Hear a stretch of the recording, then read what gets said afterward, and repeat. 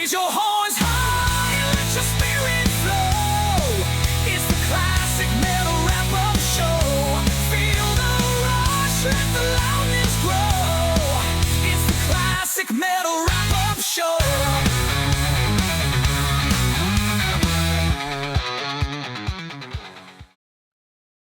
Wow. You know, what a fucking trip that guy was. I wish the connection would have been better, but I get it considering where he's located and all that kind of stuff. But wouldn't it be something to get Randy Johnson? And I was going to say with that is I had met him once, I think in at a record show in Portland, and the fucking guy comes in, you know, and he's not kidding when he says he's this huge dude, almost it looked to be like 7 feet tall, and he walks in, and I was like, hey, that looks like what's his face from the Mariners, and he had two of those big, God, they almost look like fucking body bag size duffel bags. The guy filled them all with fucking albums, memorabilia, CDs, and what surprised me, he was a huge Grateful Dead fan. He was just buying Grateful Dead shit, man. It was nuts. And then, you know, they shuffled him out a side door and off he went and disappeared. And I was like, holy shit. But he would be a good guy to get, I think. Yeah, I'm pretty sure he's all genres of rock, right? I mean, I think he likes anything that's got some electric guitar to it, which there are those guys out there. And when they have that kind of money from doing something like baseball and winning World Series and all that stuff, then yeah, they're gonna load up with the goodies. The reason I wanted to chat with him is because he got into photography. Like he was saying, you know, in that Lemmy story that he told at the tail end, where he was like berating him just so nobody would bother him while he was shooting Motorhead or whatever. But that would be a good dude to get, I think, because he is, like you said, fan of all sorts of various different rock genres and subgenres. So, absolutely. Yeah, so great talking to EB. Thank you, Eric, for coming on. It was good hearing from you. I know the CMSers will appreciate, even though the connection was a little spotty when you're down there on the border walls, so to speak, in the American Southwest. But we have a couple more things still to discuss with you here today. Last night there was another live CMS show, and I was tuning in while I was doing stuff around the house again, and you know. I mean, we can just sum this up pretty quick because they're, in my opinion, I mean, they're covering some music topics. So I do appreciate that, Mr. Aiken. I think you're trying to steer the show back towards music, at least whatever genre that may be. But,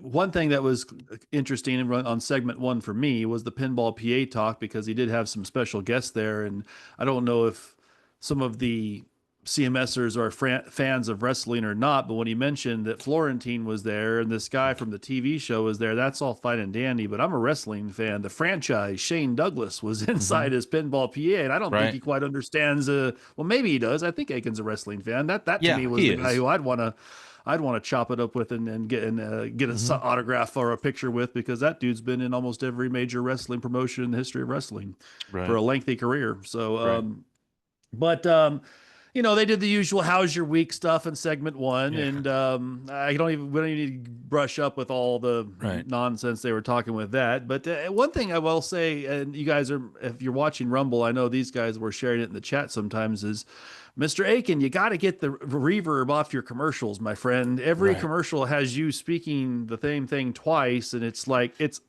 mind-numbingly confusing to understand what you're trying to advertise. I think the way I put it, it's like trying to get into a schizophrenic's head, you know, and you see voice on top of voice on top of voice.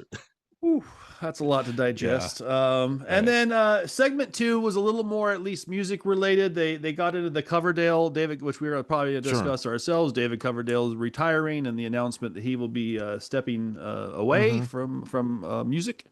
And they did discuss the new Megadeth tune, "I Don't Care," and they had their opinions about that, which we can also at some point discuss as well. But at least it was music related and stayed on topic. And then they did kind of swerve a little bit to the AI, the number one country song, which is that AI song. And I don't Yeah. again, as soon as I'm hearing that stuff, I just went off to go put some dishes in the dishwasher or change the laundry around, whatever I was Yeah. doing, Right. because I have no interest in country music, and I'm most certainly not interested in AI country music. And I don't, I think this is all just a fad and this is all going to Hmm. run a course. I'm not the kind of person who thinks this is even, you Right. know, It's the end of the world. yeah, Yeah. because I mean, and in I guess because I'm such a live music Hmm. aficionado, that's what I prefer. I don't even listening to the recordings and stuff is all fine and dandy, and I like doing that around the house. But usually that's just something I'm doing to keep my interest until I can see the Hmm. band either live on YouTube, on my TV, or live in concert when I can go check them out. And so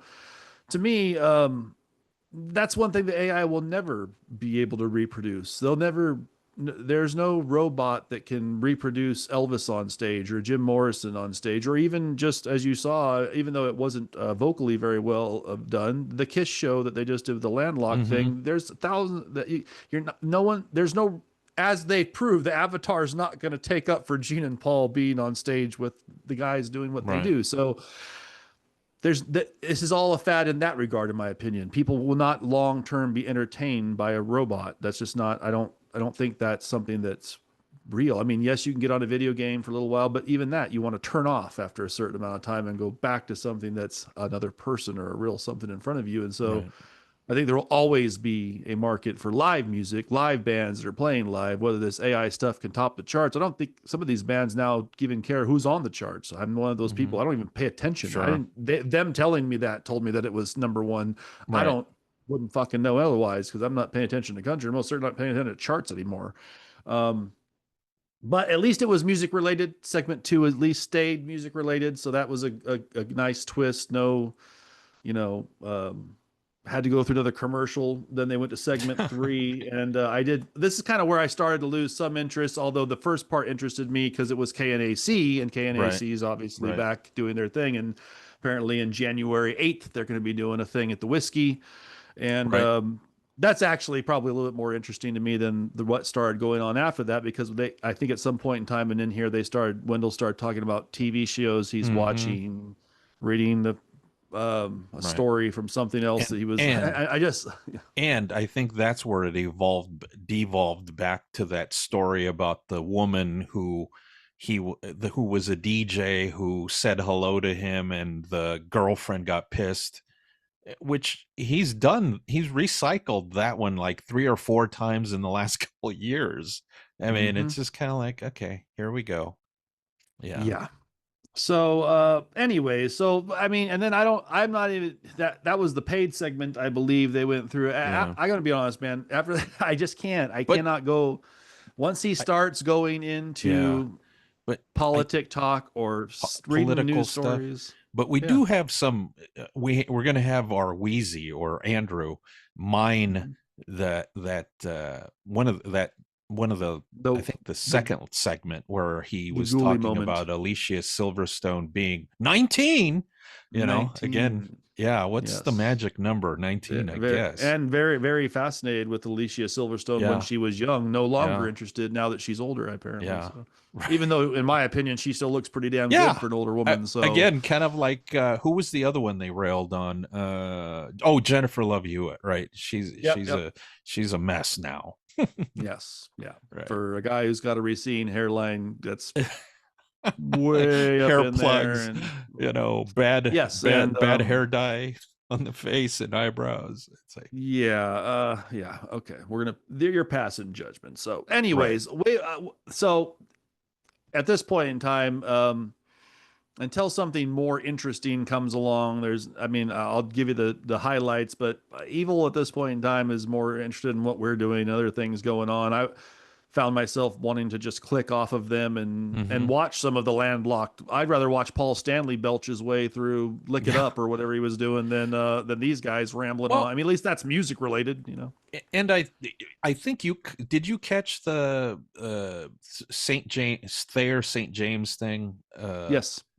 Yep. What'd you Watched it. think? Because they again new music by Tommy Thayer and Jamie St. James, and I think when we had him on here, he was like, "Oh, they released that," so he wasn't going to talk too much about it. But I think we can Yeah. probably get a hold of him and get him for a few minutes again just to talk more in depth.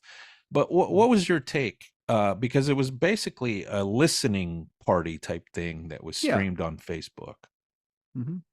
Uh, Yeah, and I think they were going to perform today. I think actually right now they might be on stage Black and Blue playing, and I think Tommy was going to go up and play some songs with them. But yes, I thought the first song they played, I didn't write down all the track listing or right. anything, but I think it was it Believe, the first song they played, I enjoyed quite a bit. Bulletproof, I think. Right. Yes, Yeah. Bulletproof. There you go. Yeah. And then the second one was a little more like punk rocky or Mm-hmm. something or kind of going on there, which wasn't bad. I mean, it still Right. rocked. It didn't make me go to. I wasn't falling asleep, and I wasn't wanting to hit skip quite yet. And then the third one is where I started getting a little choppy on my end on Yeah. reception, and I Right. couldn't quite figure out what was going on there. But I would be interested. Yeah. Obviously, with a limited run, $40 plus $10 shipping is Yeah. $50. They're going to Right. all be signed. So in that Right. regard, it's kind of tempting because of the autograph thing. I Right. kind of might like having that, but Right.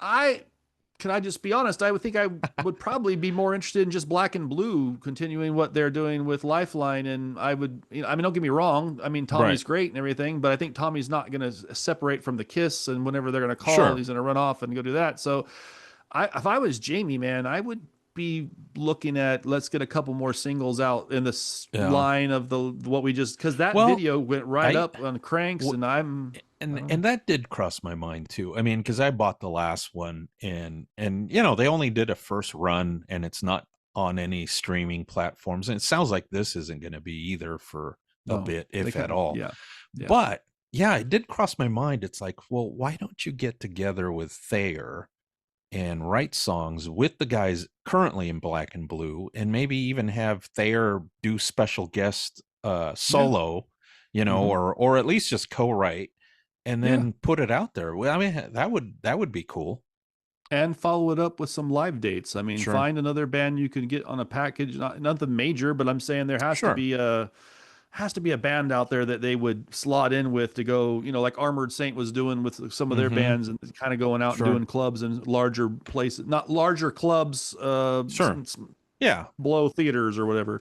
And that's what I think they should be doing. In my opinion, I realize that in this day and age is not going to generate a lot of income, but I'm just saying, I've looked at some other videos from their contemporaries, band that should technically be kind of bigger than them as far as their actual album sold and reputation in the business, and they're releasing a new music video. Dawkins and Right. some of these other ones, and they're not getting cranks like that in the first week or No. two. So somebody was enjoying some Black and Blue, and I think it's because it's a quality track and a quality Sure. video, and it sounds Sure. like Black and Blue. It's not like they're trying to deviate from Yeah. from what we know them to do. So And I think with them too, I mean, they're similar to what the Don Dokken model, right? The fly-ins. They do, Yep. Friday, Saturdays, sometimes Sundays, fly back, and then regroup, go back. yeah, at or it the like I next say, weekend. I would at their age, I would just be finding another band and saying, "Is there a way we can pair up with you and do a Mhm. regional thing where we come in for the weekend and we play Portland, Seattle, Tacoma, whatever, and we go down to a couple weeks later and we're in LA, San Diego, and they're, and I'm just saying, do it that way and pair up with somebody, maybe do it regionally, go Mhm. East Coast with another band for just a couple of dates in a certain area. But Right. the point is, I just think that at this point in time, man, I mean, what I'm getting at, there is some they do had some live dates last year, but they're kind of sporadic and kind of one-offy. Right. And I think I don't know, I could be wrong, but I just think that in this day and age, there's so many of their contemporaries releasing shit that the fact that they released something that was pretty solid makes someone like me go, yeah, give me some more, Yeah. dude. And I'm let's go going to see this actually, when we get him on here, I'm going to ask him, because it has been a bit since Black and Blue did a show in Portland, and they used to do those fairly regularly up until about 3 years ago or so. I think it's been about 3 years since they've done a show. I mean, they flew Jamie in for the shoot of that video so they could do it on the roof of that building in Portland. But other Mhm. than that, I mean, they haven't done anything local here in a bit, which is kind of surprising. Yeah, and some of that could be the temperature of the city and the things going on, the venues that are Sure. available versus what, as we've seen, a lot of bands are just skipping the whole Pacific Northwest altogether. If they are coming through, even a band of Journey size chose to go to Eugene and Tacoma, but didn't really go to Seattle or Portland. I don't think they kind of Yeah, and it's weird. Well, I know they kind of wasn't it Neil Schon that kind of fucked things up with Live Nation, but still, I mean, they could be at PG Park, which is a stadium, smaller kind of stadium, but they had like Foo Fighters there, I think the year before last, and then they had, I think last year they had Smashing Pumpkins and somebody else do co-headline, and then they had Post Malone and Jelly Roll, So I mean, yeah, they could do that. Journey would sell that out. Yeah, I think Journey's going to do good business almost no matter where they go. But it just seems interesting that a lot of the bigger bands are saying, "Hey, for whatever reason, I'm not dealing with I don't know if it's the promoters are not offering enough cash versus what it's going to cost to put this production together in that town, go through the rigmarole of getting in and out of there. Where am I staying? As we all know." I'm just being honest. There's a lot of towns I've been to as a musician where the hotels were this price, and I get to Seattle, I'm like, what the fuck? The same places? How much more? Jesus, and sometimes they're as run down as the places in the small towns. I'm like, wow. There's some areas of Seattle, as you know, that you don't really want to get out of your car. There's people in the corners doing all kinds of. And then the prices of the tickets. I mean, you were just said the quote on the Halloween. I would really, I mean, that sounds like a good show. It's not going to be in Portland, and neither's the Black, what is it? Zach Sabbath Black Label. And then, what's the fucking other band? It's basically all Black Label. I think, forget what the opening band is, but it's basically the, what's his name? Dario, the Zach Wild show. The other guy. Oh yes, the other guy, Dario. I think, what is it? Something Chapel. Dario. What the hell? But anyways, I mean that would be another good show to go to. Yes. The hello. So just being, me and Ruben were throwing this out there. I was considering it's a long journey for me, but I have, again, Halloween's on kind of the bucket list of bands I've never been able to catch. And now they have the 40 and the two singers and the whole covering the whole spectrum of material. And I've been watching some video on YouTube, and they do put on a hell of a show. Yeah, 160, I think, was the lowest price I could find, up to like 350. And for someone like me who's now going to be looking at, I don't know, $100 in gasoline if I drive, and I don't know if I want to fly and deal with all that rigmarole. So, yeah, no shit. And then hotels while I'm there, I got to stay somewhere. It's an 8-hour drive, so I'm not going to exactly want to turn around and come back. So, yeah, I'm kind of looking at it going, man, I don't know if I want to throw down 500 fucking bones basically to get into a Halloween show is what I'm going to end up spending, I think, $400 or $500. So, yeah. And that's not counting food, drink, and T-shirts and all the other shit I'm going to want. So it is making me question it a little bit. But that could be part of the reason, though. I don't blame them, obviously, with this lineup and the fact that they only come to America so often, and the fact that the show that they are putting on right now is probably their penultimate kind of show. I mean, you're getting again, all the stuff. So I could see why they'll sell that place out. It's only 2,800 seats, so it'll be a great show. Venue wise to see the show, and they'll sell it out no problem. I said right when I was looking yesterday before, I said tickets were already becoming limited in certain sections. Yeah. So so we'll discuss whether that's a possibility. Now, I know there was some CMSers in the chat room last night on Rumble mentioning that they might be attending said show, and that also apparently there's some CMSers I was unaware in our area of Oregon and the Pacific Northwest, because they were kind of mentioning that there's, hey, well, I'm doing this. One guy said, was one of them Shelly Rocks?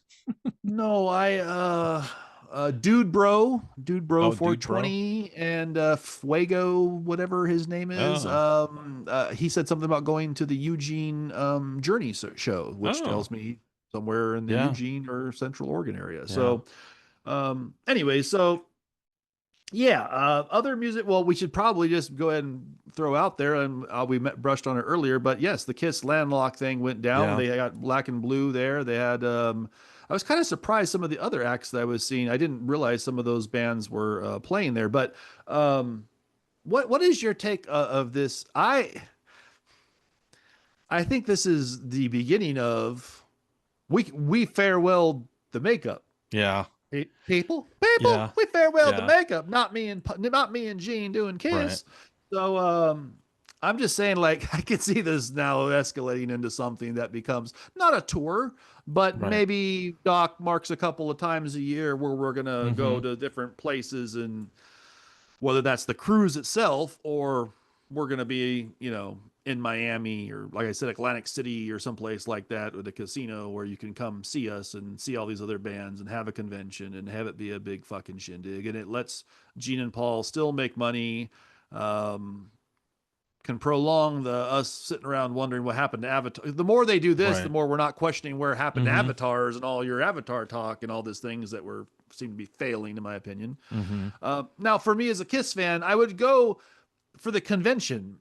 Seeing Yeah. Paul sing that Mm-hmm. way is not good, and it's not Tommy or Eric or Gene. It's just the Paul vocals, Yeah. or I mean, even Gene is singing his songs relatively like you expect Gene to do, and to hear Paul lowering every set of notes, almost talking in some verses and stuff rather than trying to sing it. And I was telling you, altering the melody to accommodate that, which makes Mm-hmm. it feel like it's David Lee Roth style, where it's like, Right. was that Lick It Up? I don't know if that verse was really Lick It Up, Mm-hmm. or whatever he was singing. There was a couple of them on there where I was just going, whoa. Again, some of the Gene songs are the ones where they were singing together. Gene actually was, in my opinion, propping Paul up in a couple of choruses. Right. But man, Paul by himself is, I don't know how Kiss, I'm a Kiss fan, guys. Oh, tried Right. and true. Like, they are my entry band to anything that involved an electric guitar. This is the band that I saw on the Exposed tape at 10 years old and said, these Mm-hmm. guys are, they're fucking rock star. That's what you should do. And so I absolutely do almost worship everything that they put out until, you know, the original farewell tour when Pete and Mm-hmm. Ace walked out the door. That's about where I Right. walked out the door because I thought it was over, and y'all came back and kept dredging it up and doing more. And I gave it one shot without them, with Tommy and Eric in the makeup.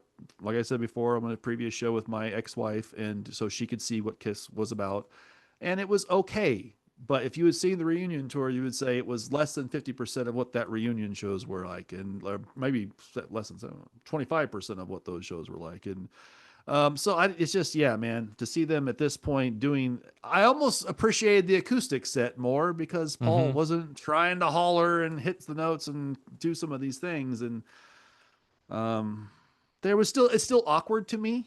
You do feel that? Like when Gene starts doing the leg thing, like he should be in Yeah. his costume and Yeah. he's I not. mean, he's gonna feel that tomorrow.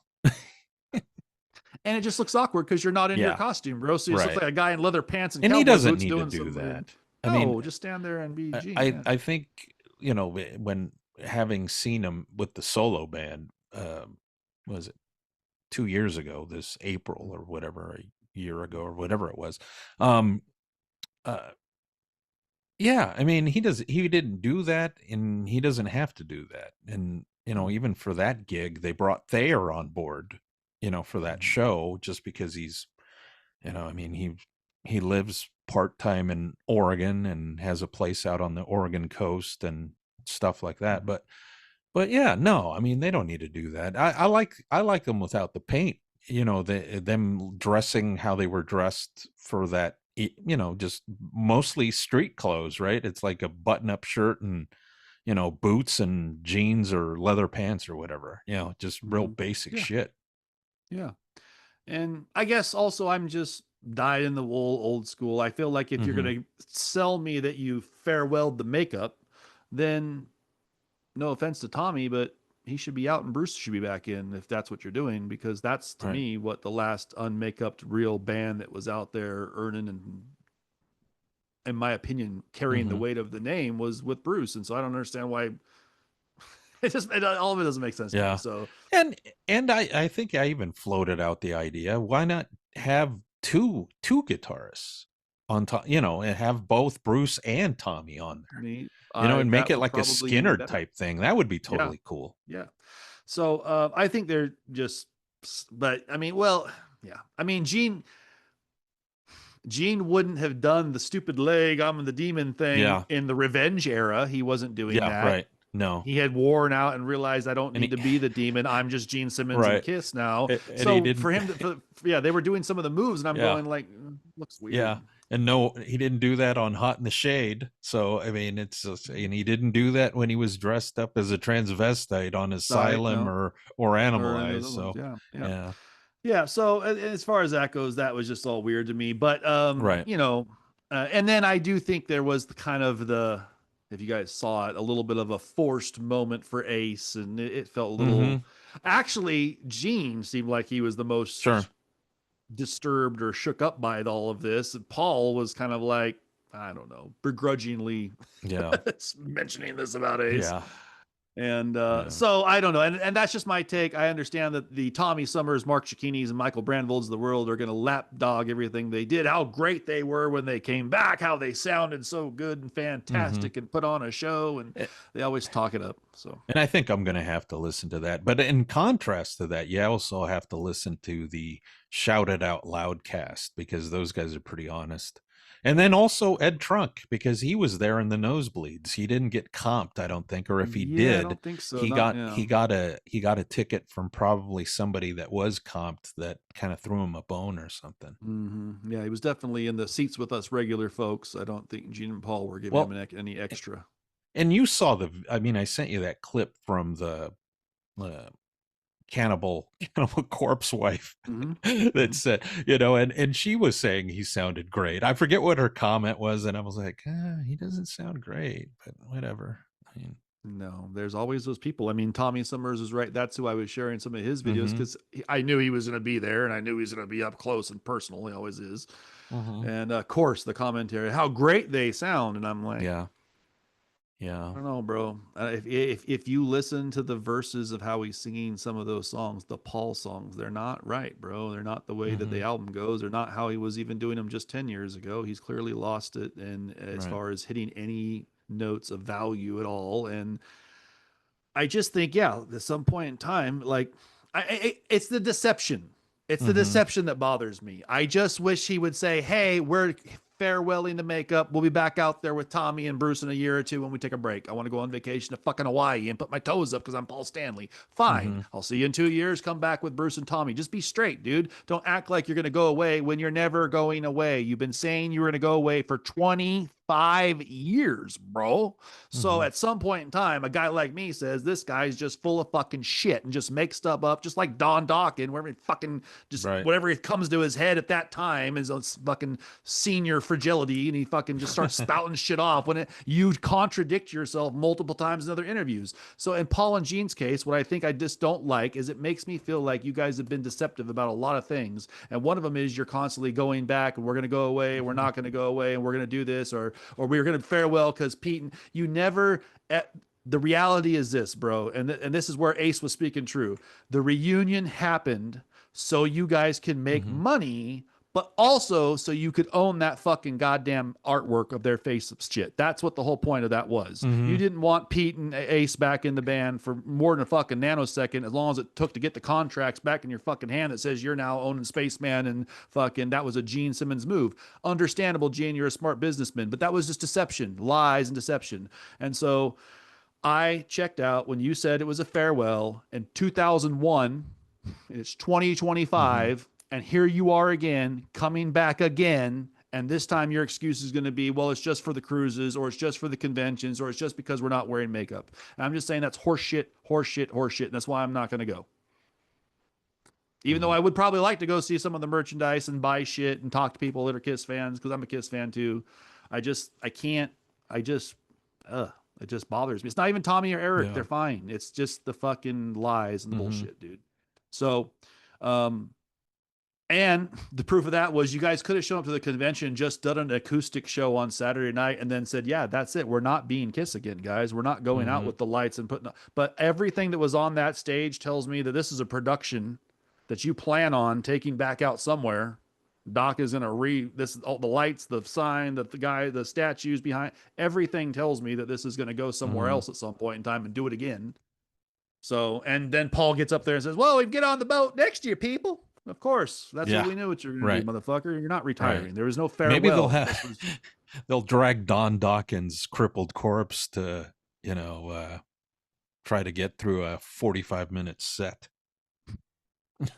At this point in time, that's about vocally where Paul and Gene should just Yeah, get arm in right. arm with DLR and get up there and just start hemming and hawing their way through their bullshit, because not all three of those guys could just pack it in right now. And I would Mhm. say the next guy that's on my list, who actually, now you can say for the last 10 or 15 years, he's been pretty rough too, which is David Coverdale. But he, Yeah. at least, I do believe in my heart of hearts, I think he's gone away. And Oh, I don't I think think he's so coming too. back, people. I Yeah. don't think he's coming back. I think But- Tanya O'Callahan going to play Yeah. with Bruce and Reb going out to play with Black Swan and finding new gigs is because David Coverdale ain't coming back. Tommy Aldridge is going to be looking for a drum gig here in Right. a minute, although he's in his late 60s. So how much more has he got left? Yeah. So yeah. I think it's different with Coverdale, because don't you get the feeling with Coverdale, it was probably his wife saying it's time. You know what I mean? And he's been with her for a bit. So I'm I sure think it's a combination of things. I'll Yeah. tell you what I think it is. I think that David Coverdale has managed his money better than a Don Dawkin Mhm. has, or some of these other guys Oh, yeah. have. I don't think that he's wondering if he can pay for next year's house payment or whatever. I think that chateau in the Lake Mhm. Tahoe mountains overlooking the Right. with the snow, I think it's all paid for long ago, and he's just been chilling just fine. And so I don't, and I think he has enough self-respect to know that there's absolutely nothing left he can give. It's not going to get in any Mhm. way, shape, or form get better, let alone be what it once was. And so uh at least he has, I think, in my opinion, and I could be wrong, maybe he will come back, but he's 70, 75. I think he's 74. Yeah, right there. So I just don't think he's coming back. I think he wants to live out his last 5 or 10 years on this earth, just enjoying his wife, his children, his view of the lake, and his money, having a glass of wine, maybe Mhm. putting on some old records and thinking about what used to be. But I just don't see him being the kind of guy who's going to try to go back out after he said goodbye and then tarnish his legacy more of this fucking vocal cords, COVID. Clearly, Mhm. he's had some health concerns, as he's Right. mentioned before, of all this stuff, or had health issues from the COVID era there. And so, yeah, no, that's the way it should be done, just being straight. Someone should just get on the thing. I thought, I really did, I guess in my heart, I thought when they said that this is over, I really thought it's over. I thought Paul has pushed the vocals to the limit. Him and Mhm. Gene are both worth 350 million or more. So what is there to worry about, gentlemen? You have nothing left to prove, nothing. You got the ownership of the thing. I really thought this last run with Eric and Tommy in the makeup, I thought that would be it. I thought they would just go away and maybe show up once in a while like Gene's doing for a solo show, or maybe Paul would do some, acoustic and here's my artwork thing. I didn't think they would disappear forever. I just didn't think they would get back up within a year or two with a Kiss logo, playing a full Kiss set, electric, acoustic. And now it looks like we're going back to the cruise next year, and let's just wait for Doc to start announcing where else they're going to be. So, fucking bullshit, dude. And that's the kind of shit that does, I think, I agree with Ace a long time ago. He once said that they exploit the fans at times. And I Yeah. believe that. They exploit the fans. They don't know when to say when. They just don't. Well, but the fans, I mean, if you're the ones that, what is it, accept everything. Like you look at the Three Sides guys. I mean, they're able and willing to just hand him their money, and that's what keeps them going. Mark Cicchini is going to keep opening that bank account and buying shit from Kiss till they're dead. And even after, he'll be Right. dead. His kids will be like, what the fuck do I do with all this Kiss shit? Like, we're making a trip to Goodwill. Yeah. So, hey, he's got a business and the money to do it. God bless him. But that's what enables this, and that's what makes this go. Is those 3,000 or 4,000 people that are always going to show up to these things doing that, just spending ridiculous amounts of money, and Well, it's just like It, at some point in time, you just gotta say, "Dude, go, right. go fucking home, bro." It's those handful that bought the Gene Simmons vault. I mean, yeah. Just complete dog shit. The songs are dog shit. He handed you a fucking plate of dog shit, and y'all went, "Thanks, Gene. Can I get some more? I have 50K. Are you gonna come to my front door? I'll be ready for you, Bobby." I'm just saying, dude. Like at some point in time, man, fuckers, Jesus Christ. It was funny, and I totally missed out on that. But Rhino actually was offloading the binder with all the CDs and a Gene Simmons figurine and a coin or something like that. And by the time I saw it, I was like, "Oh shit!" I think they were selling them for $70. I'm like, $70 versus $5,000 or whatever it was. I Whatever. was Yeah. like, I'm curious enough to at least buy that. And yeah, I don't care about the coin and the figurine, but they literally sold those out just the day that I found out that they were being sold, because everybody wanted a bargain. I mean, that's a Yeah. bargain compared to buying it for $5,000 or whatever. 5K, and if 50, it was 50 if you wanted him to bring it to your door with Vinnie Vincent and fucking pick his nose or whatever he was doing. So, and again, that's why he's doing it, because you guys keep doing that. I just, at some point in time, I would just, I don't know, as a human being, if I had that kind of disposable money, Right.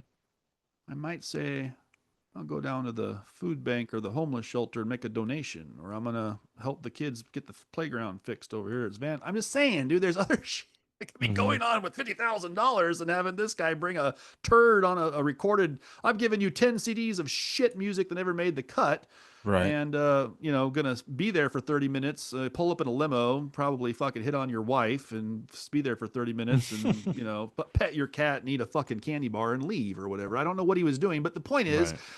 50K can do a lot of help for people out there. We don't need to be giving it to Gene Simmons, who's already worth $400 million or whatever he's worth. So come on, dude. Like I'm just saying, man, and I'm a Kiss fan. I'm just saying that I have my limit, and they've exceeded the limit, and they've gone past, and now they're fucking driving me up the wall with this shit. And so I wasn't even against the landlocked idea if it featured other bands related to Kiss. If Gene and Paul did a question and answer session and people were selling and swapping merch and things were happening, a little tribute to Ace, all this stuff going on, totally fine. I'm good with all that. I was even okay with them kind of busting an acoustic show type, storytellers type thing, because at least that wasn't what they were just doing 2 years ago on tour. But to get back up there and run through a bunch of songs that you just played on tour and makeup, and then just say, well, because we took the makeup off, it's different. It's just fucking stupid, dude. So anyways, moving on. So yes, get back to David Coverdale. At least he's retiring with some respect, and we can say, I believe in my heart that David's done for. Yeah.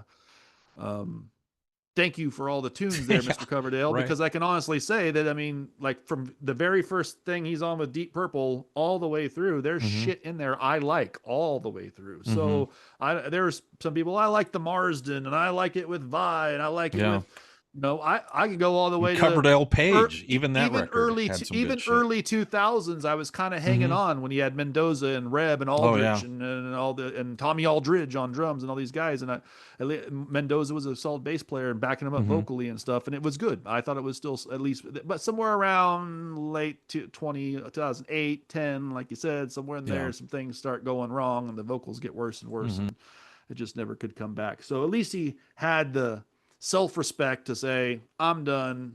Thank you for everything.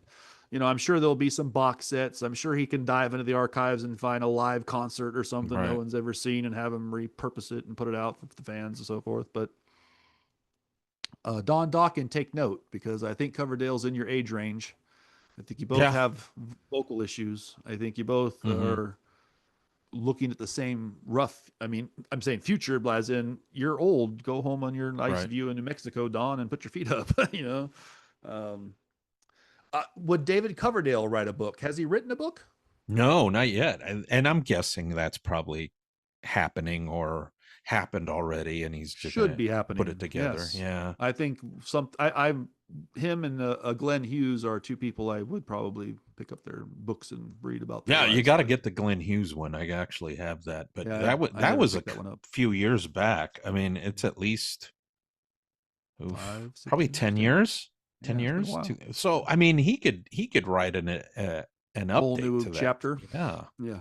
So, but yeah, I never picked that one up, so that's probably one I need to get a hold of. I also recently just throwing this out there, I think it was yesterday or the day before, just came across my Facebook that Blackmore's Night had to cancel some shows because of health issues, I believe, to Richie. Yeah. So hopefully Richie Blackmore is doing Raise your horns high, let your spirit flow.